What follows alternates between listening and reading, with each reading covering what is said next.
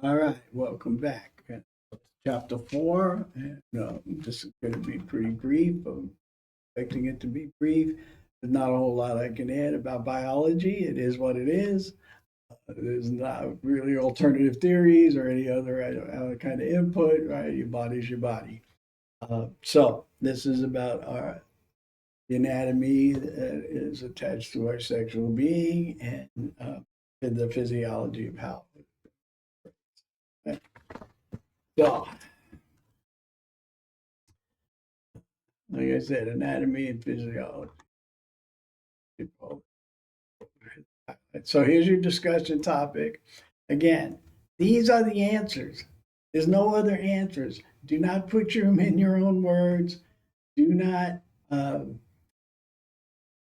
substitute things.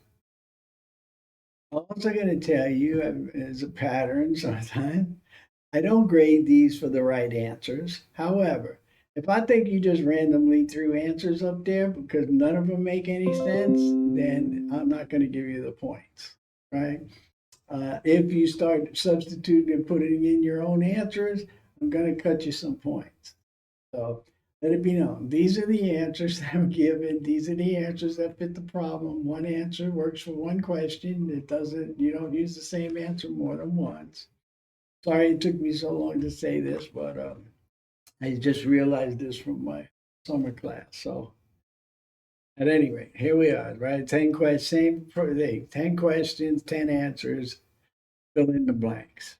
So this is going to start with the external female organs, the vulva, the pubis, the pubic bone, the majora, minora. I'm not going to read all of this, right? So these are there's external sex organs for a female, which many people didn't really think about, I'm guessing. Uh, and of course, there's a lot of graphic pictures. And these are the internal sexual organs, right? And more pictures, internal. The hymen, we'll talk about that somewhere along the line. I think there's a question about it here, right? So the hymen is not a reliable, I'll give you the answer. The hymen is not a reliable indicator of virginity. Somewhere I believe there's a question about.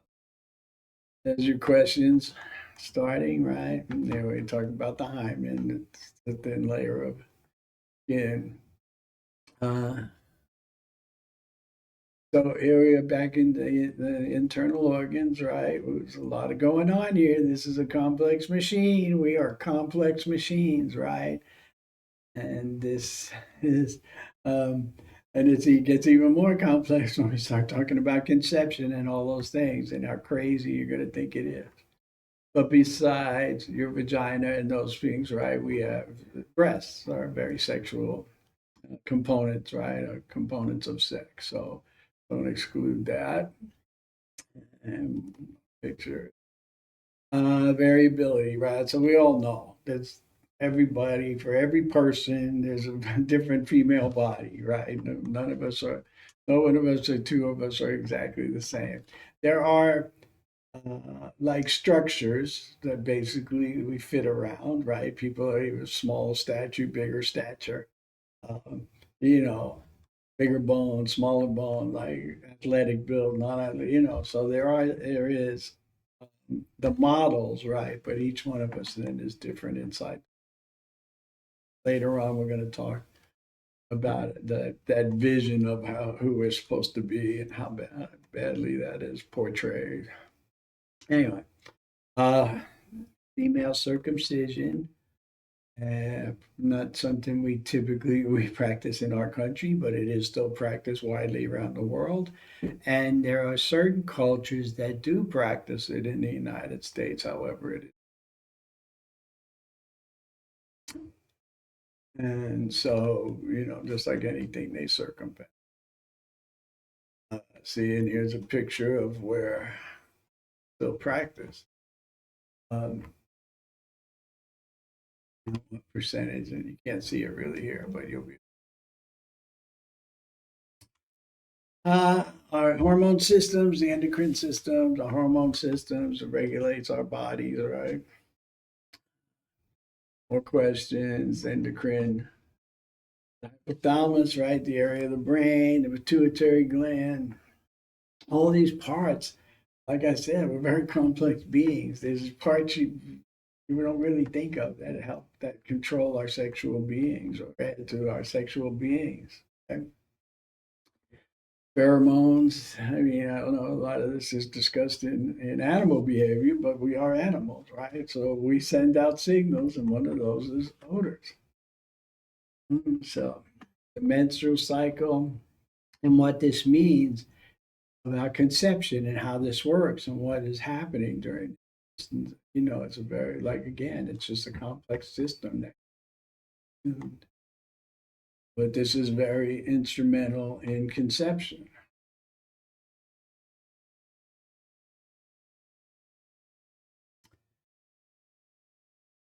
Things. It's a little, pretty long chapter because, like I said, there's a lot of some conditions that go along with the menstrual cycle sometimes, and toxic shock syndrome. I remember in the 70s, I guess, this like became prominent. Like, this is when people first started having this, and it's caused by menstrual pads that are internalized. And here's some of the things. Toxic shock syndrome. It's very serious. So here we go, right? And there's all kinds. And then we have menopause, and every woman eventually, if you live long enough, is going to go through, and it can start early or it can start late, and it's certainly a dramatic change in life, in your physical being. Moving on to the male, I think we're a little bit simpler, but only because we're not producing babies, but it's still pretty complex. Obviously, the penis is a big part of our sexual being. And same thing, we have external organs, right? And internal internal organs, right? So all of this, right? We produce the sperm, and it creates a baby. None of this, I hope, is a surprise to you. But a lot of this is going to be a lot. You're going to learn a lot more about what's your body than you still have. Probably a very simple picture up until erections and ejaculation, the cycle. We're going to talk later about the cycles of sex, right? How all this works, how that makes same thing, variability. We have different sizes, different lengths, different weights. Everybody is different. Uh, this is circumcised versus uncircumcised, which is an operation. I probably should look. It was very common when I was a child. I don't know more, and then it certainly has to do with religious. There's some religious aspects to this. Anyway, it's done at birth, typically, not always, but it's done at birth for the most part.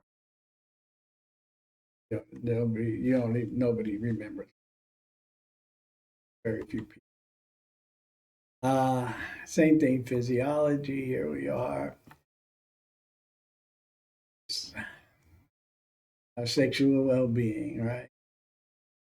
And then here's the thing: have you examined your own genitals? How does it? Do you feel when you look at them? What name do you use to identify your own penis? Right? Most families have some kind of nickname, right? Some what they hope is a neutral nickname of some kind they teach the kids, right? So, and the kids start asking at a very young age. And then, what do you think about circumcision? So these are just, like I said, with every chapter, there's a little food for thought for you. And that's the end of chapter 4. You're going to be reading it and doing your quiz, and then this is their discussion. Yeah. As always, I'm available for questions.